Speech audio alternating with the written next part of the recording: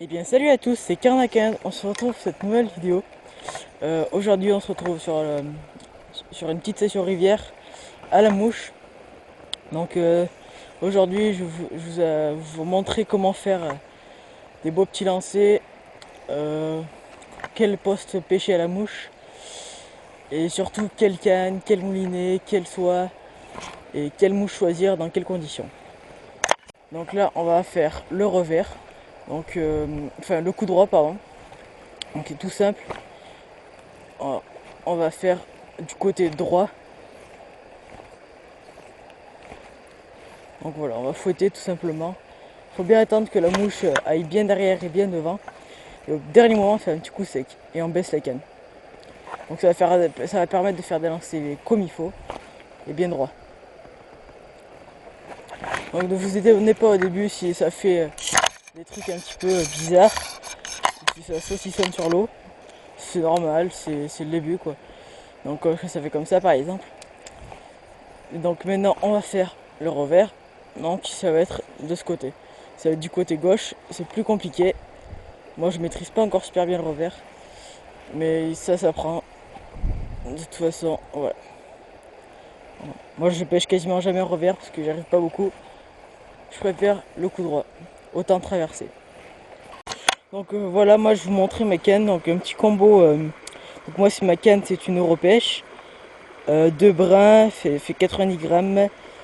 Ma soie c'est de la 6. Donc voilà, de la soie beige.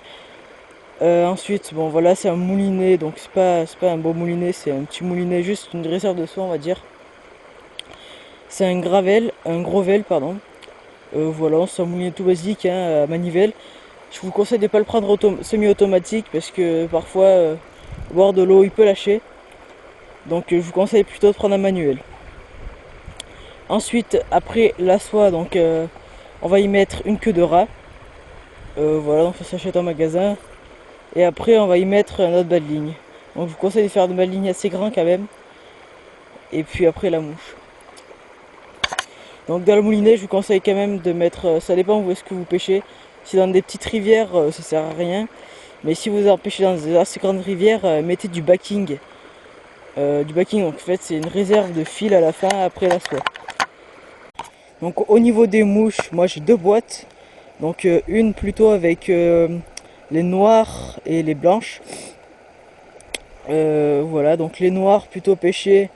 Il faut bien regarder l'eau. Donc quand il y a des petites mouches noires, il faut pêcher avec des petites mouches noires. Enfin c'est partout pareil. De l'autre côté, on a les mouches plus colorées. Donc là par exemple, là on a des bicolores, les jaunes, les rouges, tout ça. Aussi tout dépendra si la mouche est bien garnie ou pas. Donc par exemple, une mouche bien garnie, ce serait ça. Et une mouche moins bien garnie, ce serait ça. Voilà. Donc là par exemple, on a une sortie de courant. Donc les truites vont attendre soit devant, soit dans le courant. Donc ce que je vous conseille, c'est de faire un passage à côté du courant, dans la zone de calme, et dans la zone de remous, donc dans le courant. Ou encore là, ce spot marqué par l'arbre dans l'eau, où il est le courant juste devant, peut être une source de poissons qui se cache dans les branches en attendant que la bouffe descende.